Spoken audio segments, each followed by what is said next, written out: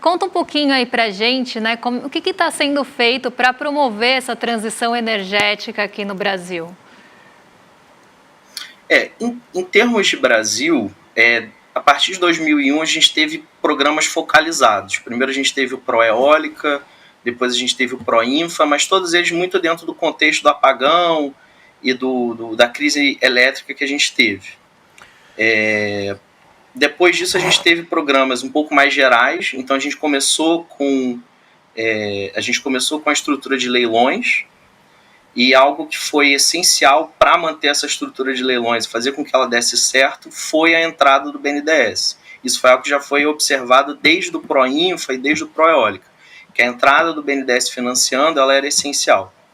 Então, a minha pesquisa ela se dá muito nessa relação entre diferentes organismos, diferentes organizações, e como elas se juntando em prol de um objetivo comum, que é garantir a transição energética do Brasil, elas se juntando em prol desse objetivo, elas conseguem alcançar esse objetivo não só de uma maneira mais rápida, como mais eficiente.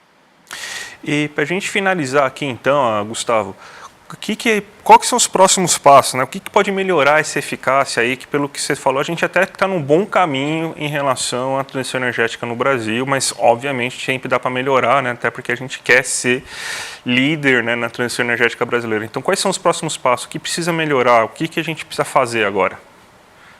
Perfeito. Em termos dos desafios, essa é uma parte bastante interessante, porque nós já estivemos um pouco melhor nesse desempenho recente da transição energética, principalmente do ponto de vista elétrico.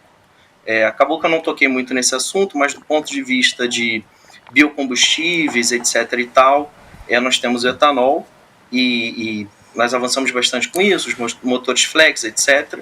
A gente tem que ver, desse ponto de vista, a parte a gente tem que ver como que a gente vai fazer em relação à eletrificação da frota, etc. e tal, para ver esses desafios, principalmente ainda mantendo a estrutura do etanol e vendo como que a gente vai juntar isso com biocombustíveis, até porque do ponto de vista da matriz elétrica, as usinas de cana elas são muito importantes por causa das termoelétricas de biomassa.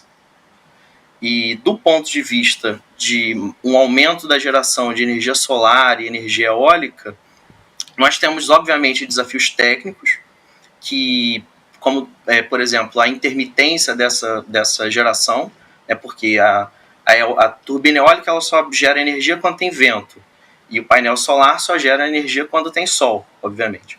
Então, esses são desafios técnicos que têm que ser vistos, e desse ponto de vista, leilões de transmissão e uma melhor estrutura de transmissão de energia elétrica são essenciais. E do ponto de vista da geração, a estrutura de leilões ela tem que ser não só mantida, como ampliada. Ano passado eu acabei focando muito na tese, eu acabei não vendo tanto como estava a estrutura de leilões atuais e as mudanças e tal, porém, pela minha pesquisa recente, ela deu uma certa arrefecida, então ela deu uma certa caída. Então a gente tem que aumentar a oferta de leilões e aumentar o quanto que entra dessa oferta de energia, até porque de um ponto de vista do crescimento, o crescimento ele precisa, o crescimento do PIB, o desenvolvimento brasileiro, ele precisa de mais oferta de energia. E então, se a gente quer que o Brasil cresça, a gente precisa que o Brasil tenha mais energia a seu dispor. Isso é essencial.